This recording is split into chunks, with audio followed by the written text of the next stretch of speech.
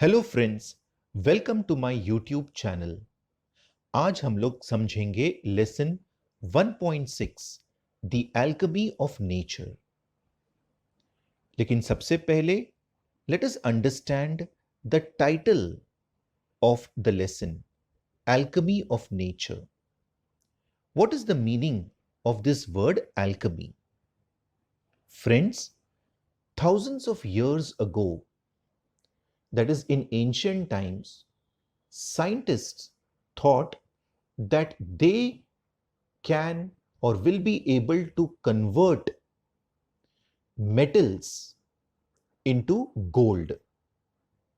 Metals like iron, manganese, copper, etc. They thought they will be able to convert into gold. And so they did a lot of research in this field. This particular branch of science, or to be very specific, this branch of chemistry was called as alchemy. So, the simple meaning of alchemy is mysterious or magical powers to convert into gold. Here, in the title, the word alchemy has the same meaning.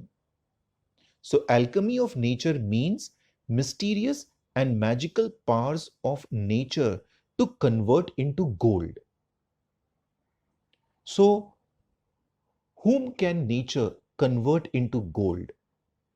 Nature can convert us into gold. Gold here does not mean gold. It means nature can convert us or change us or transform us into something better. We can become better human beings. We can become wiser. We can become human beings of better understanding, of more values. But how? If we observe nature carefully. This is what the writer tells us, that open your eyes, see the beauty of nature around you, observe nature carefully, and you will be able to learn a lot of things from nature. And if you learn from nature, you will enrich yourself. You will become better human beings. You will become wiser. You will have more understanding. Your personality will develop. You will become a person of more values. This is what the writer explains and tells us in this lesson. So now let's begin with the understanding of the lesson. To see a world in a grain of sand and a heaven in a wild flower, hold infinity in the palm of your hand and eternity in an hour by William Blake. तो writer क्या करता है? Writer अपना article William Blake के 4 lines से start करता है। These are the 4 lines written by William Blake और उनका एक्सप्लेनेशन इस बॉक्स के अंदर दिया है। See, the explanation of the first 2 lines is given in the first para, that big para. The explanation of the third line is given in the second para. And the explanation of the fourth last line is given in the third para. See, to see a world in a grain of sand and a heaven in a wild flower.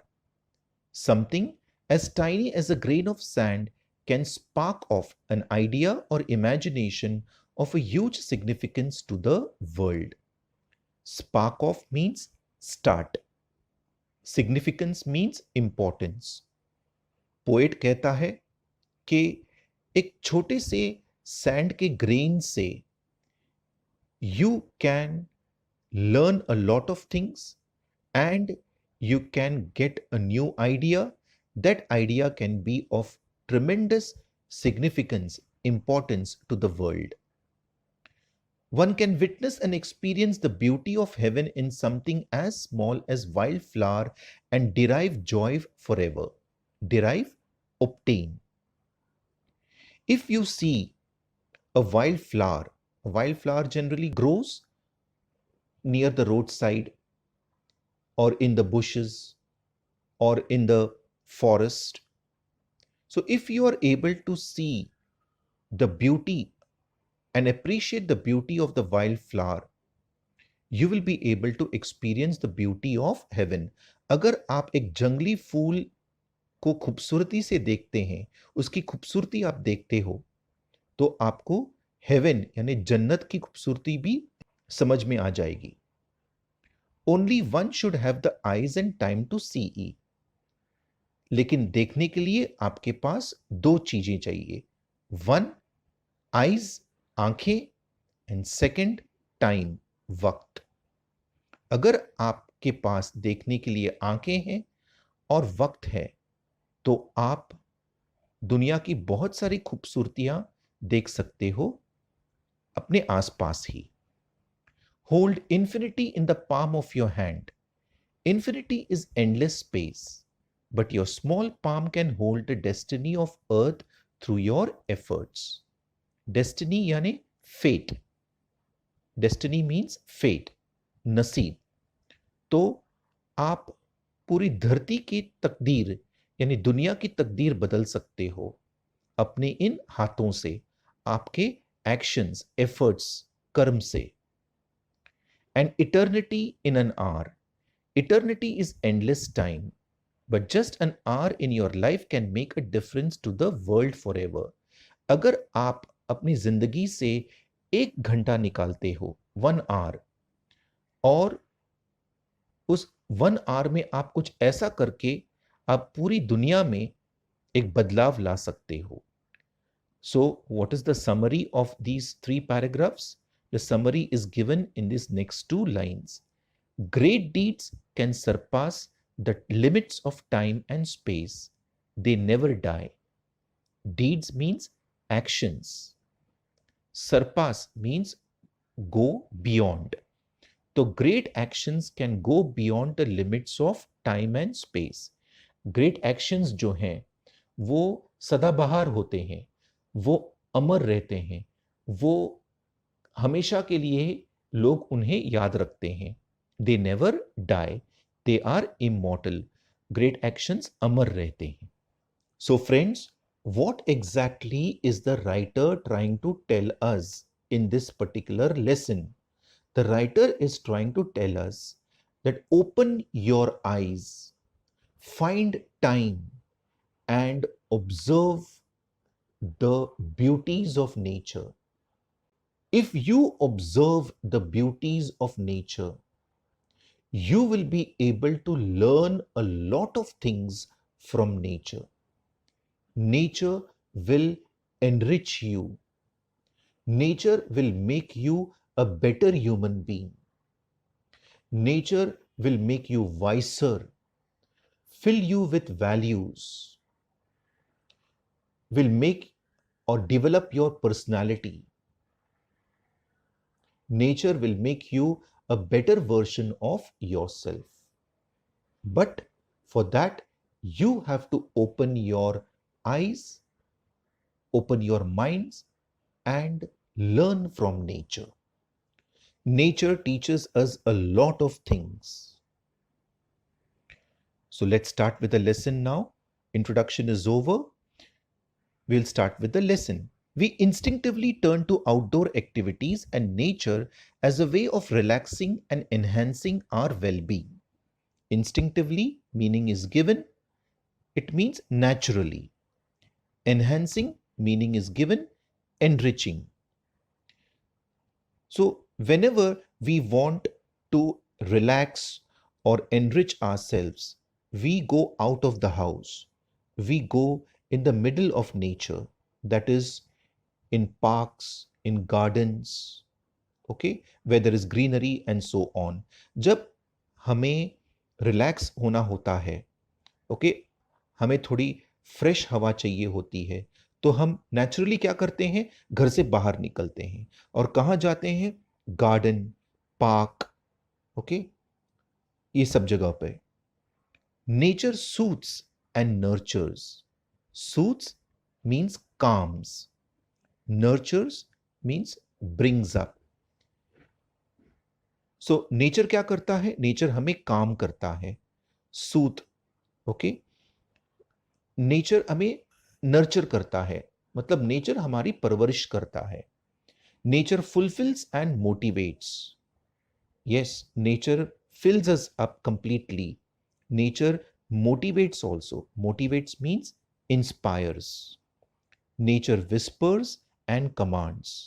Nature कभी कभी हमारे साथ धीरे धीरे बात करता है, whisper करता है, और कभी कभी हमें डांटता भी है, that is commands. Are you listening? क्या आप सुन रहे हैं? When I do, it leaves me in complete awe. Awe, great wonder and amazement. Simple meaning you can say surprise. तो राइटर हमसे पूछती है, क्या आप सुन रहे हो जब नेचर हमारे साथ विस्पर करता है, नेचर हमें कमांड करता है? She says that she lessons, and when she lessons she is left in complete surprise. Writer कहती है कि जब नेचर उससे बात करता है तो वो ध्यान से सुनती है और वो कंप्लीटली सरप्राइज हो जाती है, क्योंकि नेचर उसे बहुत कुछ सिखाती है। Nature teaches us a lot of things. ये कॉन्सेप्ट राइटर डिफरेंट एग्जाम्पल से प्रूव करती है। Here is the first example. We have a hibiscus plant in our garden. Every fortnight means 15 days, a flower blooms on it, big, bright and tender. Okay? Tender means delicate. Writer कहती है कि उसके garden में एक hibiscus plant है और हर 15 दिन में उस प्लांट में एक हिबिस्कस फ्लावर आता है, फ्लावर खिलता है, और वो flower big, bright and tender होता है। Through the day it smiles with the sun and dances with the wind, but as evening approaches it starts wilting. Wilting means drying and dropping.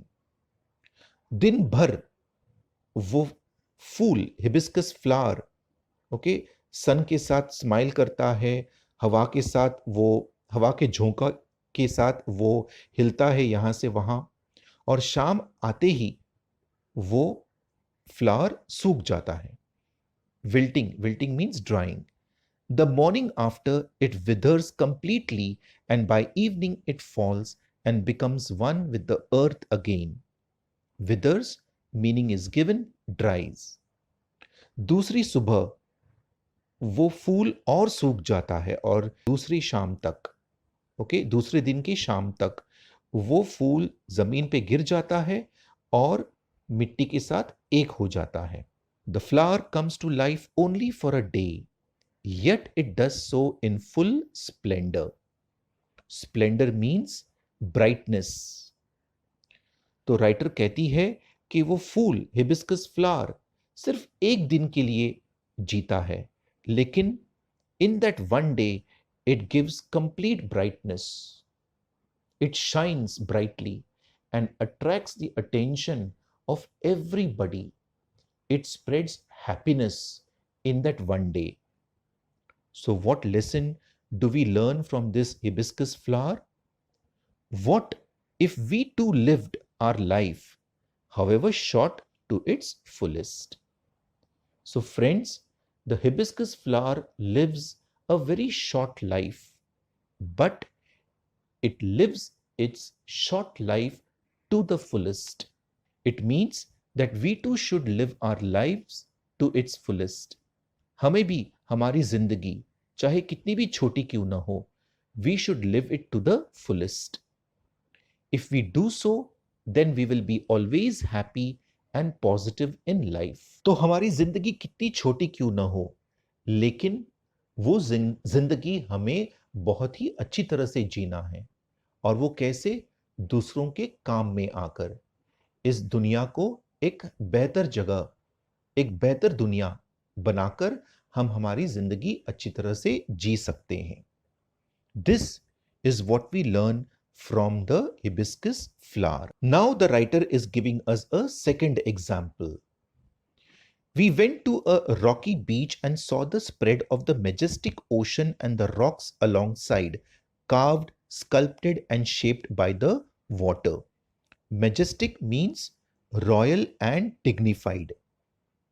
Sculpted means given a proper shape.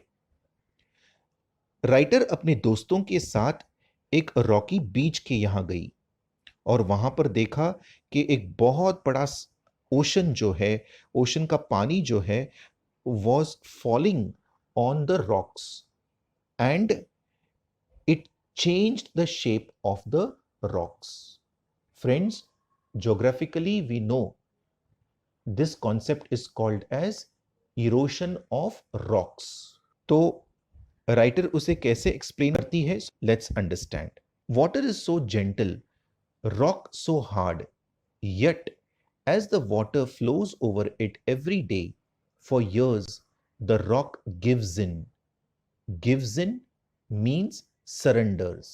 It takes the shape that the water commands. तो writer कहती है कि पानी जो है, water is very very gentle, okay, soft, but rock is very very hard. So what does the water do? Does the water give up, accept defeat? No. The water flows on the rocks for days, weeks, months and years, and finally it changes the shape of the rock. The rocks finally have to surrender. The rocks have to listen to the commands of the water. समुद्र का पानी जो है उन rocks के ऊपर बार बार गिरता रहता है, हर दिन, हर महीने, सालों तक, और फाइनली वो रॉक्स को अपना शेप चेंज करना ही पड़ता है. How? As the water commands. जैसे वाटर कमांड करता है वैसे वो रॉक्स का शेप चेंज हो जाता है. तो इससे हमें क्या सीखने मिलता है? Our problems are so colossal. Colossal means huge, massive, and we are so small. Yet, if we persist, persist means continue firmly despite obstacles. तो हमारे प्रॉब्लम्स कितने बड़े हैं और हम उन प्रॉब्लम्स के सामने कितने छोटे हैं, लेकिन हमें क्या करना है? हमें हारना नहीं है, हमें हार एक्सेप्ट नहीं करना है, हमें उन प्रॉब्लम्स के अगेंस्ट डटकर मुकाबला करना है. ये हमें सीखने मिलता है पानी से. Because water does not surrender in front of the hard rocks. तो we are like the water and our problems are like the rocks. Just as water does not surrender but changes the rocks, same way we should also not surrender in front of our problems but fight against our problems. Now the writer gives us the third example. We saw small bits of grass peeping through the small cracks in a concrete pavement. Pavement means footpath. It left us thinking, however impossible things may look, there is always an opening. Writer कहती है कि एक concrete pavement था और उस pavement में cracks थे और उन cracks से कुछ छोटे छोटे ग्रास के टुकड़े, मतलब small bits of grass was peeping out, it was coming out. तो इससे हमें क्या सीखने को मिलता है कि वो जो घास है वो जमीन से बाहर निकलने की कोशिश करता है, लेकिन कंक्रीट पेवमेंट होने की वजह से वो बाहर निकल नहीं सकते. लेकिन जब उन्हें क्रैक्स दिखाई देता है तब उनका रास्ता साफ हो जाता है और वो ग्रास उन क्रैक्स से बाहर निकलने में सक्सेसफुल हो जाता है. तो इससे हमें क्या सीखने मिलता है? However impossible things may look, there is always an opening. When we are doing something, we will find things, situation impossible. लेकिन हमें डटकर मुकाबला करना है क्योंकि एक न एक दिन तो ओपनिंग जरूर मिलेगी हमें. We will have a breakthrough. This is the lesson that we learn from the small bits of grass. Fourth example now the writer gives to us. We saw a tree bare of all leaves in the cold winter months. Bare of. Bare of means without. We thought its chapter was over. Chapter was over meaning is given. It means dead. Writer कहती है कि हमने एक पेड़ देखा और सर्दी का मौसम चल रहा था और सर्दी की वजह से उस पेड़ ने अपने पूरे पत्ते झड़ दिए थे. Okay, it had shed all its leaves. तो उस पेड़ में एक भी पत्ता नहीं था, बिना पत्ते का पेड़ था वो. और राइटर को लगा कि शायद अब ये पेड़ मर चुका है. But 3 months passed, spring set in. Set in means arrived, and the tree was back to its green majesty once again, full of leaves, flowers, birds and life. लेकिन 3 महीने बाद वसंत ऋतु आया, स्प्रिंग सीजन आ गया. तो उस पेड़ को बहुत अच्छी तरह से सनलाइट मिलने लगा और फिर एक बार पत्ते आ गए, फ्लावर्स आ गए. और जब पत्ते और फ्लावर्स आते हैं तो बर्ड्स भी आ गए और फिर उस पेड़ में पूरी तरह से जान आ गई. तो इससे हमें क्या सीखने को मिलता है? What if we too at the conviction. Conviction meaning is given, strong firm belief that however difficult things are right now, it will not remain so forever. Remember, this too shall pass. तो इस पेड़ से हमें ये सीखने को मिलता है कि things may be very very difficult, but those things will not remain so.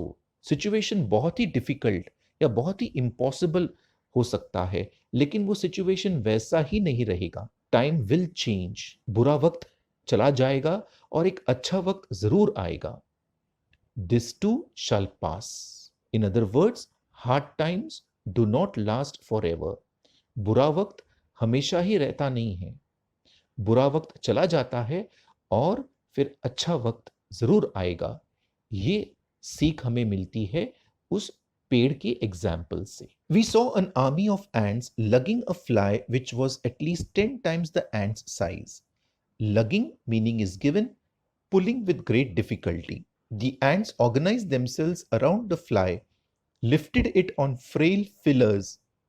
Frail fillers meaning is given, weak legs, and carried it to quite a distance. Their teamwork and perseverance were impressive. Perseverance meaning is given, constant efforts in spite of obstacles. Writer यहाँ fifth example देती है और कहती है कि उन्होंने देखा कि एक army of ants. Army remember is collective noun which is used for ants. तो एन आर्मी ऑफ एंट्स एक मक्खी को उठा रहे थे. ओके, और उस मक्खी का साइज क्या था? मक्खी का size, the fly was 10 times the size of the ant. लेकिन वो एंट्स जो है उन्होंने अपने आप को, सभी एंट्स ने अपने आप को अच्छी तरह से ऑर्गेनाइज किया था उस फ्लाई के इर्द गिर्द, आसपास, और अपने फ्रेल फिलर्स मतलब अपने कमजोर पैरों से उस मक्खी को उठाकर वो दूसरी जगह पे लेके जा रहे थे. तो इससे हमें उनका टीम वर्क, उनका परसिवरेंस दिखाई देता है और ये सीखने को मिलता है उनसे. What if we too are consistent, organized, focused. Consistent means steady. तो friends, writer says कि हमें एंट्स से बहुत कुछ सीखने को मिलता है. उनके team work, perseverance, consistency, organised behaviour, focus attitude, ये सब क्वालिटीज हमको उन एंट्स से सीखने को मिलता है. Spider webs are delicate yet very strong. मकड़ी के जो जाल होते हैं वो बहुत ही डेलिकेट होते हैं लेकिन फिर भी बहुत स्ट्रॉन्ग होते हैं. A rainbow colours the entire sky. Okay, इंद्रधनुष जो है, it colours the entire sky.